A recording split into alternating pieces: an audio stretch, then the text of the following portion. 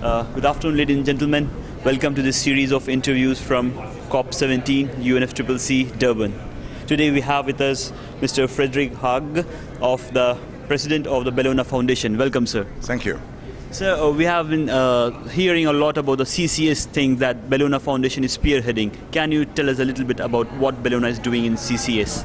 We have been working with carbon capture and storage for many years, since the beginning of the 90s, as one of the options or one of the tools we have to combat global warming.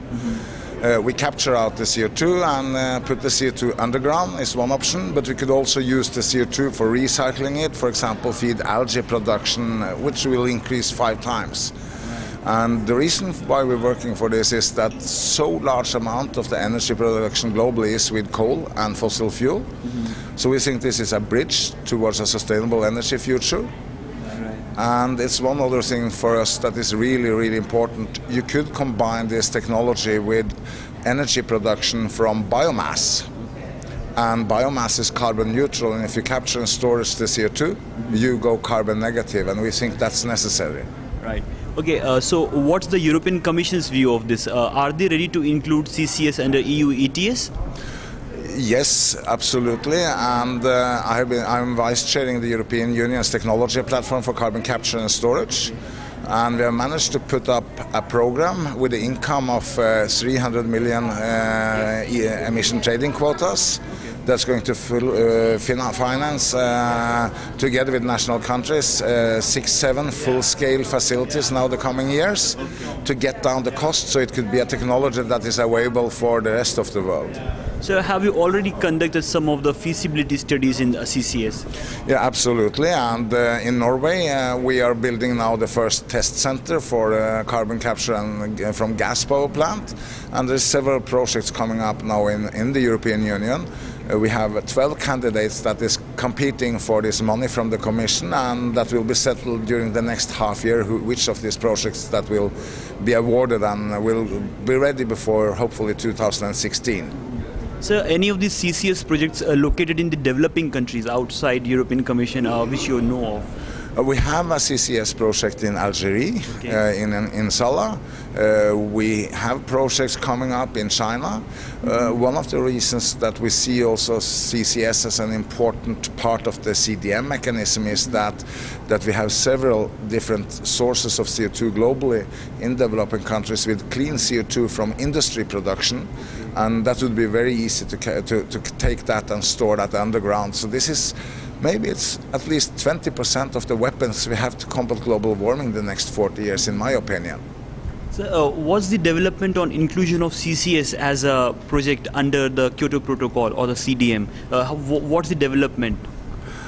They are sitting up there negotiating now, but we have made progress, especially since the meeting in Abu Dhabi half a year ago.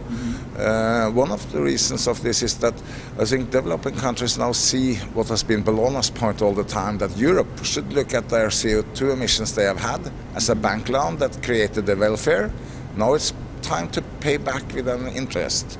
And maybe it will be so that we, through other projects that we are developing, could produce sustainable biomass in developing countries and force the rich countries to buy this, and that they have to go carbon negative. Why should not Europe go 150% reduction? That would enable a lot of developing countries for a faster and better growth.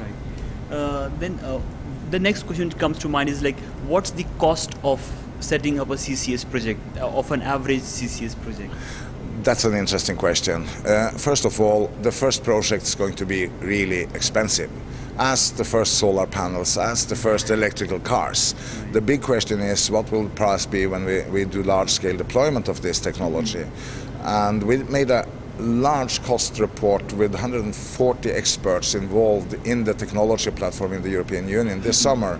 And this is competitive with other environmental friendly technologies. The good thing with CCS is that could provide us with a kind of base load also during the night. I am a huge believer in solar during the daytime, but how do you produce the energy for the production in the night, which is, the consumption is much lower, but we need some kind of base load, and CCS could be a very good alternative to, for example, nuclear, that I'm against. So Japan is also conducting some of the feasibility studies using CCS technology. Any collaboration with them? Absolutely, and the knowledge sharing between Japan, Australia, Europe, US and other countries is extremely important now, because we need to build between 12 to 20 large-scale facilities to be able to come down to the price, in my opinion. But globally, 6,000 big sources that emit 60% of the CO2 from coal production. And if we can develop CCS to be a large-scale deployment technology, this really could help us. So what kind of industries can benefit by using the CCS? What kind of plants or industries can have CCS associated with their own setups?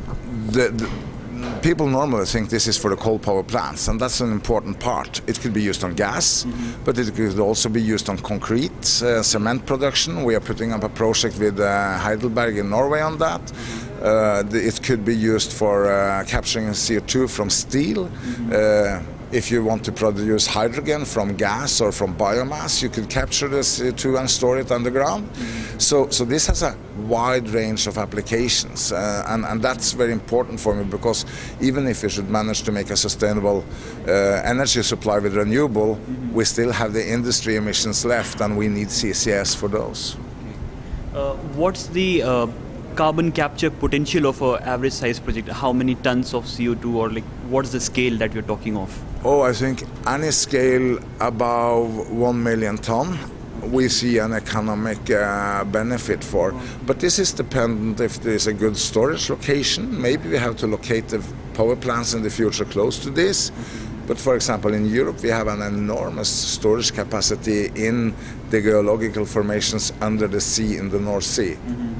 So this leads to another question. What is a suitable location for a CCS? Like, what are the 1 or 2 criteria in which you will define it's a good location for CCS? In the Commission and in Europe, it's now made a directive that takes care of the security issues. Because of course we don't want leakages from the storage.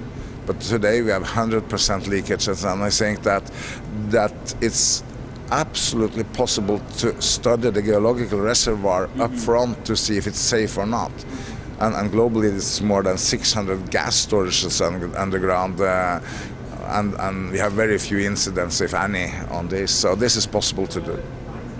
Okay, thanks you, Dr. Hauge, for your time from your busy schedule. We know that you have a program slated, but still you had some time for this interview. Thank you. It's always fun to talk about the solutions, not only the problem.